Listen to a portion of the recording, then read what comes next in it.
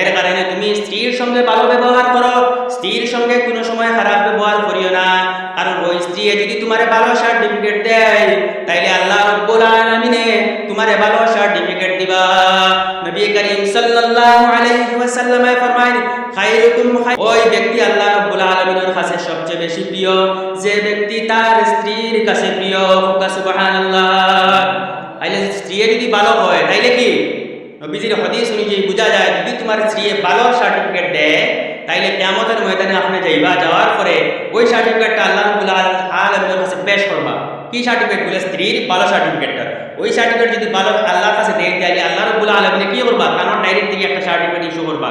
এই সার্টিফিকেটে লিখবা কি your moral character is very good, তুমি খুব ভালো।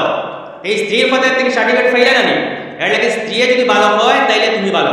নবী করিম সাল্লাল্লাহু আলাইহি ওয়াসাল্লাম ফরমান আমি ভালো মানুষ কারণ আমি আমার স্ত্রীগণের কাছে আমি উত্তম। সুবহানাল্লাহ।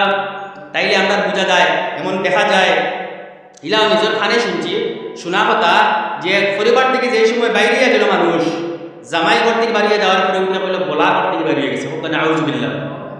এই যদি স্ত্রী যদি কয় বলা ঘর থেকে বেরিয়ে গেছে, অথবা যদি সন্তান হয় যদি আমরা ঘর তোর একটা রক্ষা হইল ফ্রি হইল ঘর, এই মানুষটা বড় খতরনাক। তাইলে কি আপনি বাইরে যাওয়ার পরে যত অলির বেশ ধরুন না কেন, যত ফিরসাওয়ার বেশ ধরুন না কেন, মানুষের লোকে যত হাসি মুখে কথা বলুন না কেন, আপনি 1000 কোটি টাকা সদকা দিন না কেন, আপনার সার্টিফিকেট কোন জায়গায় লয়ে যাইব? আপনারে জাহান্নামে লয়ে যাইব। এর লাগে স্ত্রীর সার্টিফিকেট যেটা আছে এটা বড় গুরুত্বপূর্ণ সার্টিফিকেট।